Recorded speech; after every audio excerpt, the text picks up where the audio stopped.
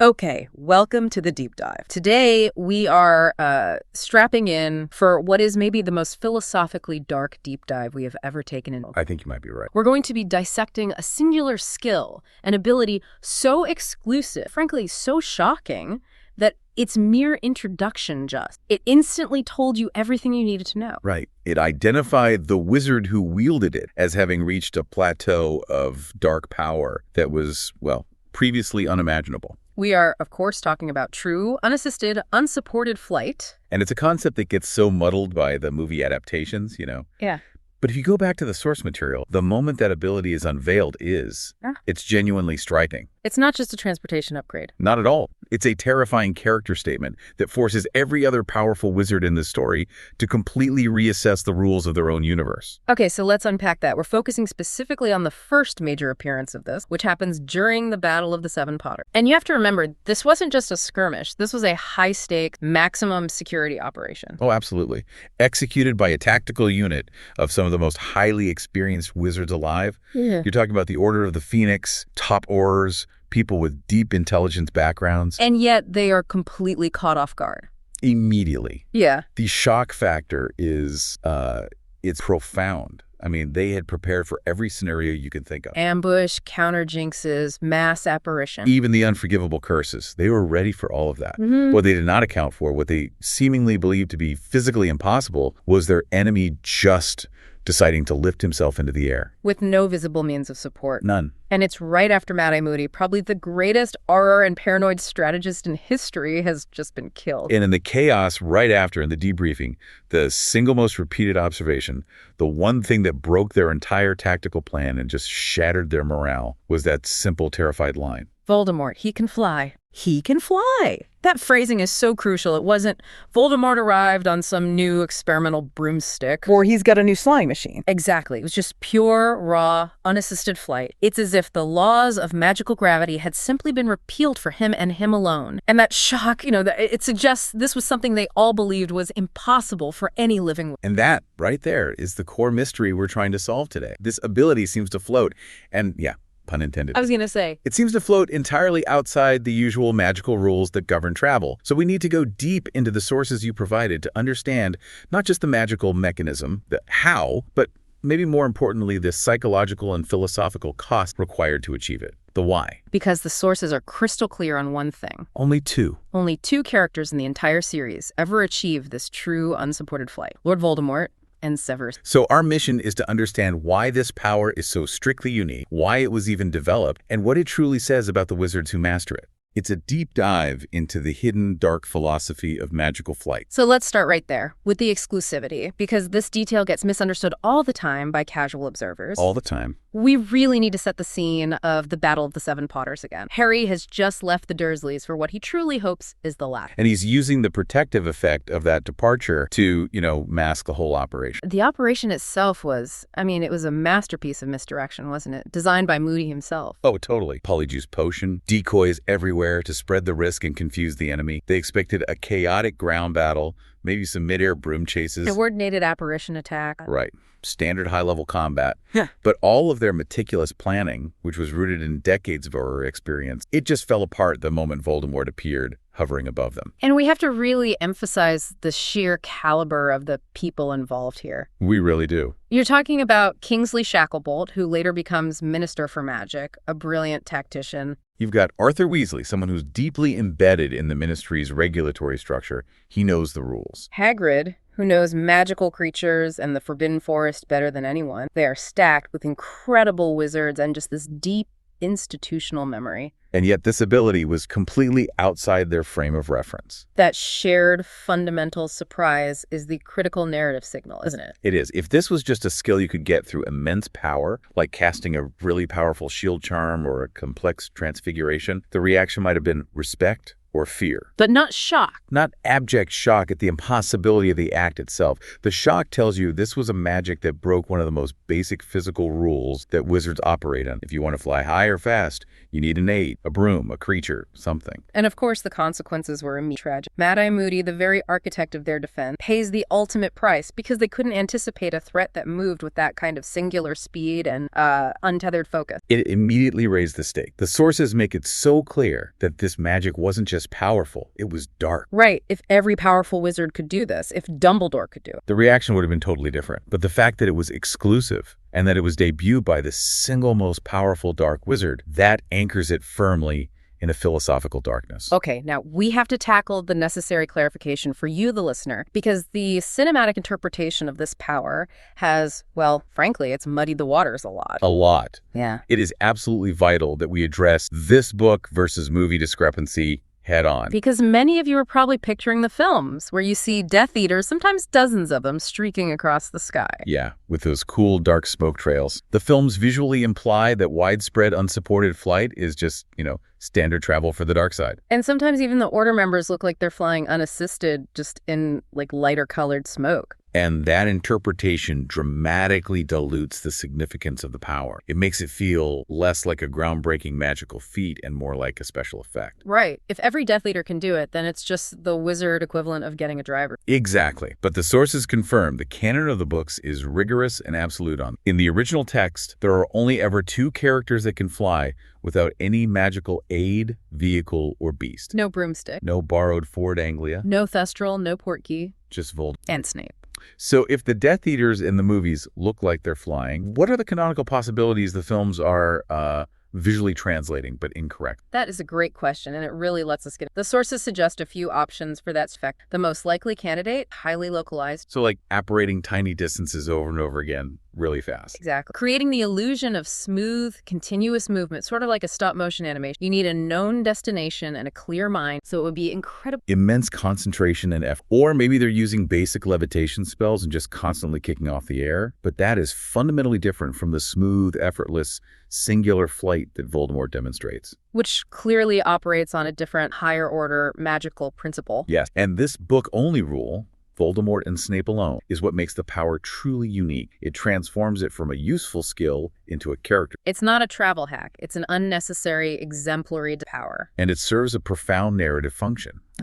By isolating this ability to these 2 specific characters, who are, you could argue they're the most complex, troubled, and emotional isolated individuals in the entire story. No question. The author is directing our attention at the cost of the power, not just its utility. It stops being a skill and it becomes a dark philosophical metaphor for absolute isolation. It's interesting. There's also the implication that this power must be in some form teachable. That's a fascinating layer to it, yeah. Voldemort took 71 years to crack the code, but the fact that Snape, who had been working as a double agent for decades, could also do it suggests that Voldemort imparted this knowledge to him. Right, to his most trusted lieutenant. And that dismisses a lot of fan theory. Like what? Well, a common one is that the ability was tied to Voldemort's disembodied state.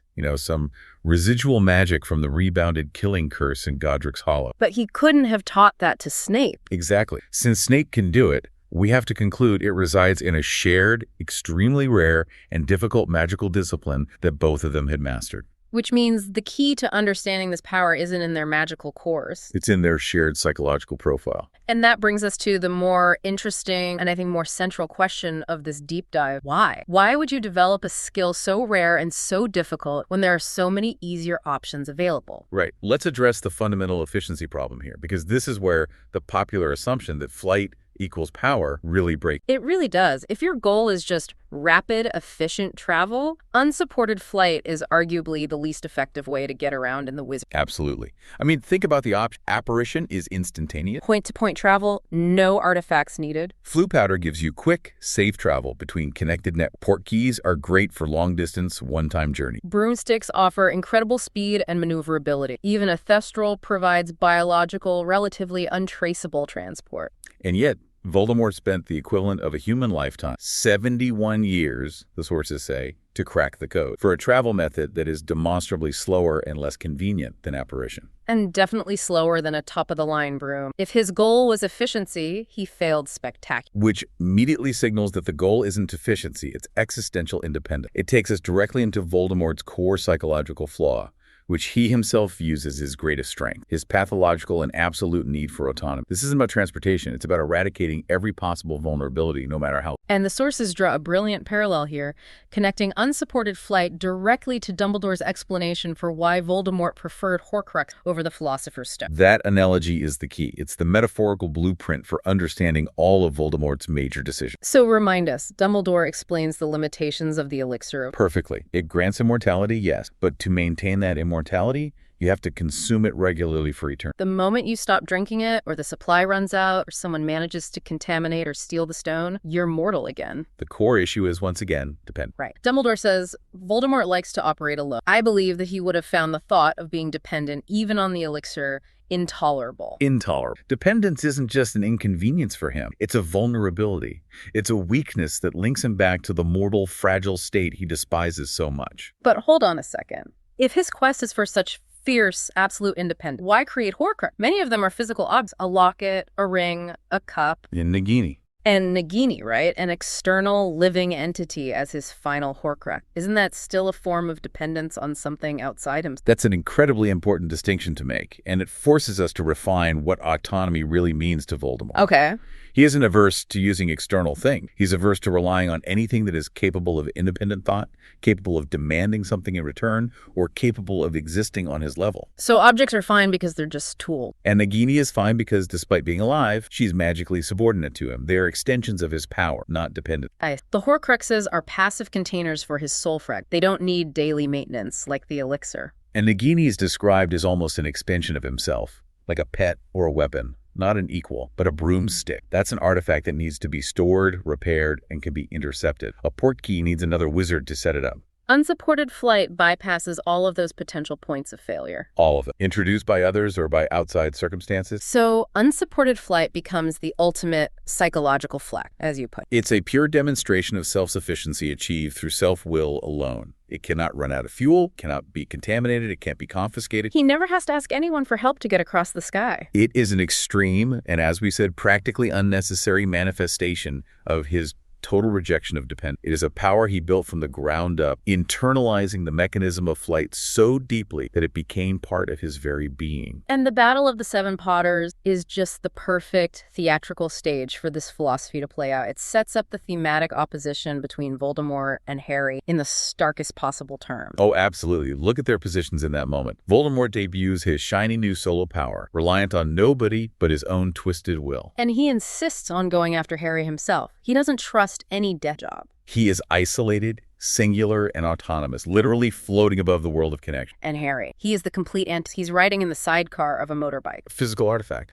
And he's relying not just on the vehicle for flight, but on Hagrid, his dear friend, to steer and protect. His position is one of total necessary. The contrast just speaks volumes, doesn't it? Voldemort, representing the pursuit of isolated power and distrust, versus Harry, representing the power of shared burden and love. Harry has 13 other people willing to risk death, showing their... And Voldemort, even when he's surrounded by his elite followers, is utterly psychologically alone. You know, the sources take this theme of reliance and trust even further by pulling in the history of the Philosopher's Stone itself, which I think is just one of the most brilliant thematic sidetracks. This is where the magic of the analysis truly shines. I love this part. Okay, so the sources point out that the inspiration for the Philosopher's Stone in the story comes from real-world alchemical artifacts. Specifically, the Ripley Scroll. These scrolls detail the long, precise way to achieve the magnum opus, the creation of the stone. And the process culminates in the final combination of three distinct colored stages or stone. They are the nigrido, which is the black stone, the albedo, the white stone, and the rubido, the red stone. The synthesis of these three components, process of alchemy, was supposed to yield the purest form of gold, or life itself. And this alchemical symbolism, the sources suggest, is mirrored directly in the three central figures of Harry's support structure. It's just perfect. The characters who provide Harry with the foundational love and trust that Voldemort lacks are color-coded to this alchemical process. You have Rubius, red, Hagrid, Sirius Black, and Albus White, Dumbledore. the three stones. So now let's trace Harry's situation during that defining battle of the Seven Potters, when Voldemort debuts his isolated power. He is literally riding with Hagrid, who is Rubius. On Sirius's bike, which is black. And he's using a wand core provided by Dumbledore's Phoenix, Fawkes, so Albus. He is physically and spiritually supported by the components of the The alchemical process of trust. And what does the successful alchemical combination of? It produces gold, the ultimate manifestation of value and, in this thematic analogy, the ultimate manifestation of enduring trust. The very concept, the very strength cannot grasp because he views it as tolerance. Exactly. Harry's strength is sourced externally, rooted in reliance and trust, a process that is completed by his friends and men. Voldemort's power is sourced internal, rooted in a terrifying, lonely self-sufficiency. And you see Harry immediately reaffirm that philosophy right after the battle. The Order is paranoid, right?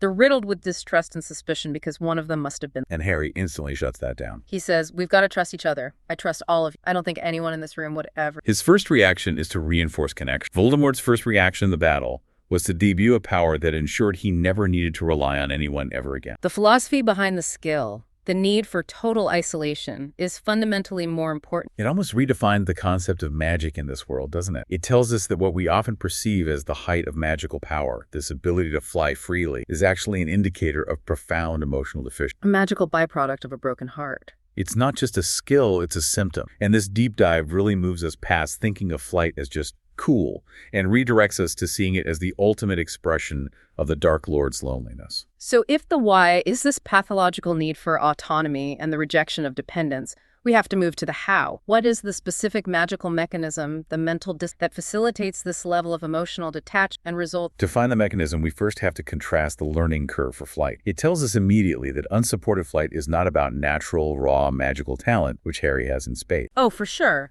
But about a targeted and frankly unnatural mental discipline. Okay, so let's start with Harry's experience with flight. His is rooted in joy, right? Absolutely. His very first attempt to quit it. He mounts a broom, kicks off, and immediately realizes with this fierce joy that he could fly without being taught. It was instantaneous. It was discovery driven by positive emotion. Right. And his skill in flight, even on a broom, is tied directly to intense, positive social emotion. This powerful, joyful memory of flight is so pure that he uses it as the basis for his first successful Patronus charm. During his lessons with Lupin, one of the most advanced and light-based pieces of magic he ever masters. So now compare that to Voldemort. It took him 71 years until he finally cracked the code. That's 7 decades of relentless, cold, analytical effort. It's not instantaneous, joyful discovery. The method of acquisition is entirely different, and compare the motive. Harry's first successful flight was to retrieve Neville's Remembrall and stand up to Malfoy. An inherently protective and social act. And Voldemort's first unsupported flight, the one was entirely dedicated to killing Harry alone. Inherently isolated and destructive. The emotional signature is the polar opposite. This overwhelming opposition joy versus effort, connection versus isolation, brings us to the specific skill the sources identify as the required prerequisite for unsupported flight. Occlumency. Occlument. This is the definitive key. It's this apparent paradox in Harry's magical profile that shines a light on the truth of this power. Harry excels at nearly every form of defensive and practical magic. He leads Dumbledore's army, masters the Patronus, casts spells, Hermione struggles. And yet he is shockingly terrible at occlumency. He just cannot do it. And Voldemort, he's described as an absolute master of occlumency. And that discrepancy, Voldemort mastering a defensive magic that Harry fails at, makes no sense if you assume occlumency is just about defensive spellcasting. But it makes perfect sense when you analyze what occlumency truly demands of the practice. Right. We have to go back to Snape's definition when he's tasked with teaching Harry, while Snape frames it as the magical defense of the mind against external penetration. The actual instructions on how to do it reveal the true nature of the magic. Snape's instructions are a litany of emotional self-negation. He tells Harry to clear your mind, to let go of all emotion, and repeatedly empty it, make it blank and calm. To be truly excellent at occlumency means achieving a state of zero emotional mass. It means having no feelings, care about nothing, have no attachments. It requires wiping the slate of the self clean. And this is why Harry is so terrible at it. When he tries to empty his mind, his anger at Snape, his guilt, his sadness, it all just pounds through his veins like venom. He finds emotional detachment impossible because his capacity for feeling is so immense. Okay, so this is the crucial bridge we need to build. How does emotional detachment lead to physical flight? We have to understand emotion as a form of psychological gravity. Think about the metaphors we use in our own language. We talk about being weighed down by worry, or how grief can feel like a heavy burden. These attachments, love, responsibility, fear, anger, guilt. They're the psychological anchors that keep a wizard tethered to the ground, bound to their physical reality. So when Voldemort masters occlumency to the absolute, achieving that lifelong, complete vacuum of emotion, he's removing the very psychological weight that connects him to... Precisely. Voldemort didn't invent a new levitation charm. He achieved a state of absolute spiritual and emotional untethering.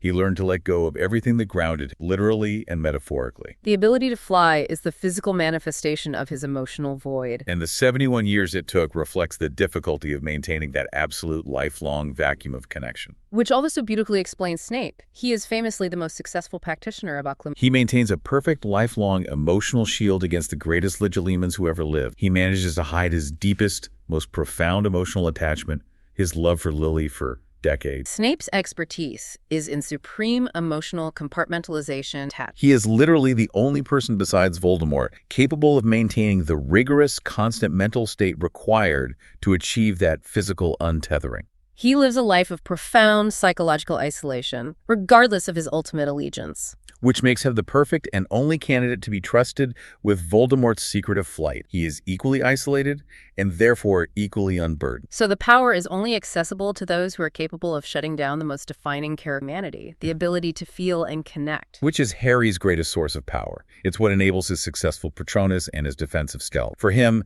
this level of detachment is antithetical to his nature, making true, unsupported flight an impossibility. The magic rejects those who are emotionally whole. So let's delve further into this idea that occlumency is not fundamentally defensive magic, as it's often branded, but something much darker and more sinister. Secrecy magic. Secrecy magic. That reclassification is essential for understanding its connection to the dark art. While it can be used defensively, its practical application is almost entirely centered on isolating and hiding one's true intentions and feelings. And if you look at the list of known occlumens in the story, a pretty chilling pattern emerges that supports this. A very clear pattern. So let's run through that list again. You've got Voldemort up, then Bellatrix, Malfoy, Grindelwald, and then Dumbledore and Slughorn. Outside of the last two, the list is overwhelming. And you have to ask, why does each dark wizard on that list require it? Okay, so Voldemort needs it to hide his 7 soul fragments, his deepest fears of death, and his entire grand solitary scheme of world dom. He cannot afford any vulnerability. Right. Bellatrix needs it because her mind is just a vortex of insanity, rage, and pure devotion to the dark. If she were susceptible to mental penetration, her unstable mind would be immediately exploited by an enemy. She has to shield her madness. And Malfoy, his motivation. Malfoy needs it because he's a deeply terrified, conflicted teenager tasked with the impossible job of murdering Dumbledore. He has to hide his fear, his cowardice, and his constant thoughts of failure from the greatest Legilimens of all time. So for him, occlumency is the magic of self-preservation through emotional... Exactly. And then you have Grindelwald. We know he was Dumbledore's equal in power and equally obsessed with mastering the final secrets of magic. So his use of occlumency would have been necessary to protect the secrets of the Deathly Hallows and his philosophy of for the greater... Fighting the full depths of his ambition and the trauma of his past actions from those who sought to stop him. It's the magic of grand singular deception. Now let's look at the good guy counterpart. Dumbledore and Slughorn. Are they the exceptions, or do they fit this pattern of... They fit the pattern perfectly. Dumbledore is arguably the most secretive character in the entire series. No argument. He uses occlumency not to defend against an external attack, but to hide his immense debilitating trauma, his family's secret, and the difficult, complex truths about his past relationship with Grindelwald. He is hiding pain and guilt. And Slughorn, he uses it to hide one very specific memory. The moment he revealed the nature of Horcruxes to Tom Riddle, a memory of great shame and moral failure. So even among the good guys, occlumency is used to hide painful truths, traumatic secrets, or shameful failures. It's fundamentally a tool of isolation. It's designed to prevent the painful truth from coming to light. And this stands in such stark contrast to the primary secrecy magic used by the good side for protection. The Fidelius Charm. The difference couldn't be starker, could it? Not at all. The Fidelius Charm, the ultimate protective secrecy spell, requires reliance on another person, a secret keeper. The protection isn't found internally, within a single, detached mind. It's found externally, through an act of trust and interdependence. The magic of the light side demands connection to function. Whereas occlumency is the solitary, internal control, maintaining secrets by severing attachment, thereby ensuring there is nothing vulnerable left to reveal. And that leads us to the final chilling synthesis of this whole deep dive. Unsupported flight is the physical consequence of achieving ultimate emotional self-sufficiency, which is only possible through the radical isolation of extreme occlumency. And Voldemort and Snape are the two most successful practitioners of this dark self. They are the two characters with the fewest genuine, healthy attachment and the greatest self-sufficiency built on emotional denial. This connection is profoundly significant and, I think, non-negotiable within the narrative. It really changes how you view their power. This isn't the noble power that Dumbledore avoids because too noble to use them, as McGonagall suggests about areas of magic. No, Dumbledore's power is rooted in his ability to feel and regret. This is a power rooted in absence. It's proof of a broken humanity. Harry is constantly lifted up by his friends, the Quidditch team, the DA, the Order. They literally support him and elevate him throughout his life. And Voldemort, unable to do any of that, must lift himself. The power to fly freely is achieved because Voldemort has literally left every ounce of emotional weight, every connection, and every worldly attachment behind. He has achieved what he craved, to be entirely untethered, singular, and airborne. It's the ultimate expression of his ultimate ice. The greatest magical feat in the series, true unsupported flight, is directly tied not to the strength of one's magical core or raw skill, but to the weakness of one's ability to love. What a phenomenal and, deeply tragic distinction. It fundamentally changes the nature of the power, transforming it from a cool power-up into a devastating symbol of spiritual poverty. So to summarize. Let's summarize the full logic for you, wrapping together this dark philosophy.